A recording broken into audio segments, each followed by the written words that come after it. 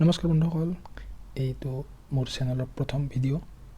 মই আশা ৰাখিছোঁ আপোনালোকে মোৰ চেনেলটো ছাবস্ক্ৰাইব কৰিব আৰু মোক আগুৱাই যোৱাত সহায় কৰিব।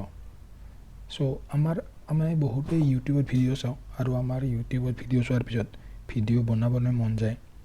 ভিডিঅ' বনাবলৈ আমি প্ৰথমতে আমাৰ নিজৰ চেনেল খুলিব লাগিব। ইউটিউবত চেনেল কেনেকৈ খোলে মই আপোনাক আজি এই 20 ছেকেণ্ডত দেখাই দিম যে আপুনি 20 ছেকেণ্ডৰ ভিতৰত কেনেকৈ চেনেল খুলিব পাৰিব। চেনেল খোলাৰ পিছত আপুনি ইউটিউবত আপোনাৰ মোবাইলত ইউটিউব এপটো খুলি লওক।